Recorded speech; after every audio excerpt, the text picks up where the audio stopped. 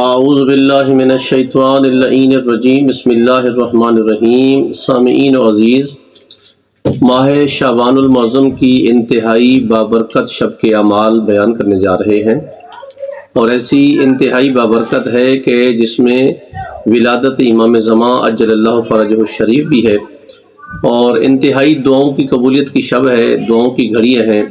سال بھر جو آپ کی دعائیں قبول نہ ہو رہی ہوں، اس شب میں مانگی جائیں، صدق دل سے مانگی جائیں تو خداوند متعال قبول فرما دیتا ہے۔ اور یہ رات لیلۃ القدر کے بعد سب سے عظیم شب ہے، سب سے عظیم رات ہے۔ اس رات کو سامعین عزیز مومنین ضائع مت کریں۔ اس میں کافی قسم کے اعمال، تقریباً 16 قسم کے اعمال بیان ہوئے ہیں، جس میں سب سے پہلے غسل کرنا ہے۔ غسل کرتے ہوئے جب انسان دعا مانگے کہ پروردگار میرے سال بھر کے گناہوں کو معاف فرما اور معصوم فرماتے ہیں، جیسے غسل کرتے وقت انسان کے جسم کی میل کچیل صاف ہو جاتی ہے، جسم سے میل ختم ہو جاتی ہے، انسان کا جسم دھل جاتا ہے، اس طرح انسان کے گناہ بھی دھل جاتے ہیں، گناہ معاف ہو جاتے ہیں۔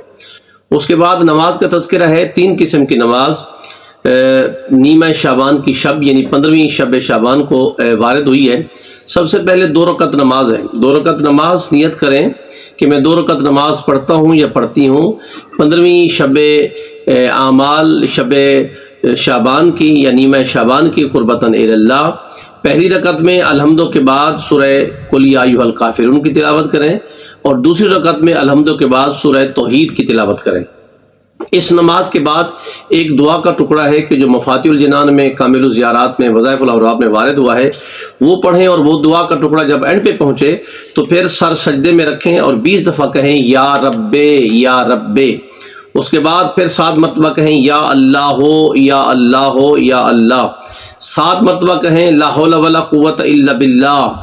10 دفعہ کہیں ماشاء اللہ، اور 10 دفعہ کہیں لا قوت الا باللہ۔ یہ دعا پڑھنے کے بعد سجدے سے سر اٹھائیں، دعا مانگیں گے، پروردگار عالم آپ کی دعا کو قبول فرما دیتا ہے۔ دوسرے نمبر پہ 4 رکعت نماز اور بھی وارد ہوئی ہے، جس میں ہر رکعت میں الحمد کے بعد 100 دفعہ سورہ قل ھو اللہ احد کی تلاوت کی جائے۔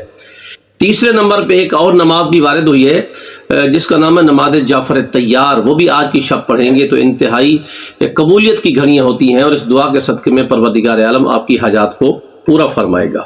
یہ 3 قسم کے اعمال ہم نے بیان کر دیے۔ چوتھے نمبر پہ دعائے کمیل کا پڑھنا، یہ زیادہ انتہائی وارد دعا ہے، چونکہ مولا علی علیہ السلام کی یہ تعلیم کردہ دعا ہے کہ جو حضرت نے کمیل بن زیاد کو تعلیم فرمائی تھی، اور اس میں انتہائی کمال کے جملے ہیں کہ اللہم اغفر لی الذنوب التی تحبس الدعاء، پروردگار میرے وہ گناہ معاف فرما میری دعاؤں کو جو حبس بجا میں رکھتے ہیں۔ اللہم اغفر لی الذنوب التی تغیر النعم، میرے وہ گناہ معاف فرما جو میری نعمتوں کو بدل دیتے ہیں۔ اللہم اغفر لی الذنوب التی تنزل النقم، پروردگار میرے وہ گناہوں کو معاف فرما جو میرے جسم میں کمزوریاں نازل کرتے ہیں۔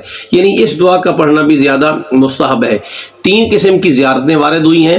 رسول خدا صلی اللہ علیہ وآلہ وسلم کی زیارت، وہ بھی آج کی شب یعنی 15ویں شب شعبان پڑھی جائے نیمہ شعبان میں، اور زیارت مولا امیر علیہ السلام بھی پڑھی جائے، زیارت امام زمان بھی پڑھی جائے، اور زیارت امام حسین علیہ السلام بھی پڑھی جائے۔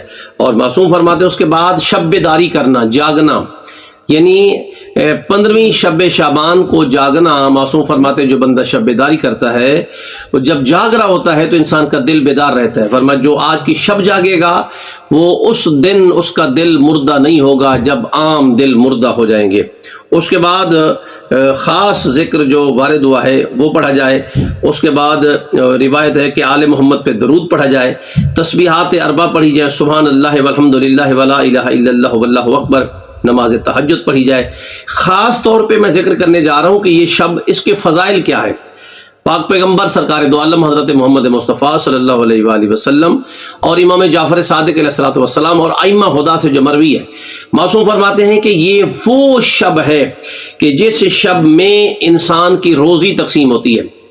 جو بندہ سال بھر روزی کے بارے میں پریشان ہے، تو اگر 15ویں شب شعبان کو ذات واجب سے روزی مانگے تو پروردگار عالم چونکہ روزی لکھتا ہے، جو جاگ رہا ہوتا ہے اسے ضرور ملتا ہے۔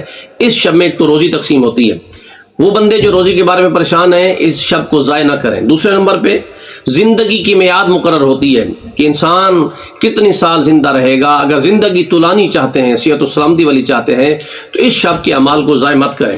تیسرے نمبر پہ جو لوگ حج پہ جاتے ہیں، حج پہ جانے والوں کے نام اس شب میں لکھے جاتے ہیں، کوشش کریں کہ آپ جاگیں اور آئندہ سال آپ کا نام حج پہ جانے والوں میں شمار ہو جائے۔ پھر فرماتے ہیں کہ ملائکہ زمین پہ نازل ہوتے ہیں، بنی قبیلہ بنی کلب کی جتنی بکریاں تھیں ان بکریوں کے بالوں کی تعداد سے کئی گنا زیادہ پروردگار عالم انسان کے گناہ مٹا دیتا ہے، نیکیوں میں اضافہ کر دیتا ہے۔ تو یہ شب جو ہے اس کو درک کریں، اس کو ضائع نہ کریں، اعمال کو ضرور بجا لائیں، مومنین کو دعاؤں میں یاد رکھیں، ہمیں بھی دعاؤں میں یاد رکھیں۔